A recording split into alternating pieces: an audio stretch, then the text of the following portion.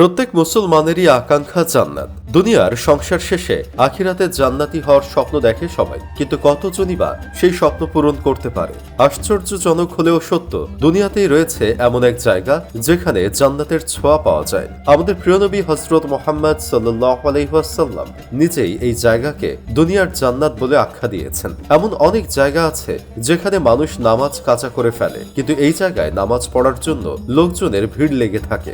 এখানে মাত্র 2 রাকাত নামাজ পড়লে অন্যান্য নামাজের চেয়ে অনেক বেশি সওয়াব পাওয়া যায়। তাহলে জানতে ইচ্ছুক কি এই জায়গাটি কোথায়? মহানবী সাল্লাল্লাহু আলাইহি ওয়াসাল্লাম কেন এটিকে দুনিয়ার জান্নাত বলেছেন? আপনিও কি এই জান্নাতি মসজিদে যেতে চান? যদি একবারের জন্য হলেও আপনার মনোবাসনা জাগে মহানবী সাল্লাল্লাহু আলাইহি ওয়াসাল্লামের বলা দুনিয়ার এই জান্নাত নামক স্থানটিতে একটু আল্লাহর আমল করার, তবে অবশ্যই কমেন্টে ইনশাআল্লাহ লিখে যান। জান্নাত আরবি শব্দ, যার অর্থ বাগান বা উদ্যান। ইসলামে জান্নাতকে চিরন্তন সুখের আবাসস্থল হিসেবে বর্ণনা করা হয়েছে। আল্লাহ তাআলা সৎ কর্মশীল মুমিনদের জন্য জান্নাতকে প্রস্তুত করে রেখেছেন। এখানে কোনো দুঃখ, কষ্ট বা ক্লান্তি নেই, শুধুমাত্র আনন্দ, শান্তি ও সুখী বিরাজ করে। জান্নাতে নদী, বাগান, ফলমূল, সুগন্ধি ফুল এবং সব ধরনের আনন্দই রয়েছে।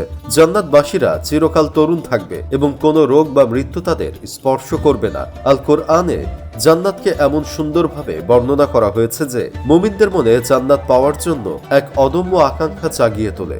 হাদিস শরীফে এসেছে যে জান্নাতের সুখ শান্তি এতই অপরূপ যে তা মানুষের কল্পনারও বাইরে। মহানবী সাল্লাল্লাহু আলাইহি ওয়াসাল্লাম বলেছেন, তোমাদের জন্য জান্নাতে যা রাখা হয়েছে তা তোমরা কখনো চোখে দেখোনি, কানে শোনোনি, কখনো হৃদয়ে চিন্তাও করোনি। কিন্তু অনেকে ভুল করে মনে করেন মদিনায় রাসূলুল্লাহ সাল্লাল্লাহু আলাইহি ওয়াসাল্লামের রওজা মোবারক জান্নাতের বাগান। এটি সত্য নয়। হ্যাঁ, এটি একটি পবিত্র স্থান, কিন্তু জান্নাতের বাগান হচ্ছে রিয়াজুল জান্নাত। মহানবী সাল্লাল্লাহু আলাইহি ওয়াসাল্লাম নিজেই এই মসজিদটি নির্মাণ করেছিলেন এবং এটিকেই তিনি জান্নাতের বাগান বলে অভিহিত করেছিলেন।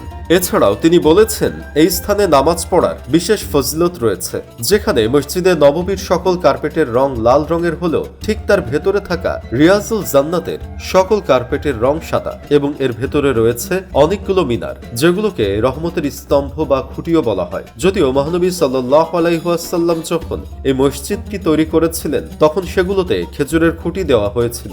উসমানী সুলতান আব্দুল মজিদ সেই স্তম্ভগুলিকে পাল্টিয়ে পাকা স্তম্ভ নির্মাণ করেন। সহিহ মুসলিমের একটি হাদিসে উল্লেখ আছে যে মসজিদে নববীর বর্তমান মেহরাবের ডান পাশে যেখানে রাসূলুল্লাহ সাল্লাল্লাহু আলাইহি ওয়াসাল্লামের রওজা শরীফ অবস্থিত, সেই স্থানকে আমাদের প্রিয় নবী সাল্লাল্লাহু আলাইহি ওয়াসাল্লাম পৃথিবীর জান্নাত বলে আখ্যা দিয়েছেন। হজ ও উমরা পালনকারীরা যখন মদিনায় আসেন তখন তারা এই পবিত্র স্থানে অবস্থান করে ইবাদত বন্দিগিতে মশগুল হন। এখানে নামাজ আদায় করা এবং রাসূলুল্লাহ সাল্লাল্লাহু আলাইহি ওয়াসাল্লামের রওজা শরীফ জিয়ারত করা তাদের জন্য এক বিরাট সৌভাগ্য।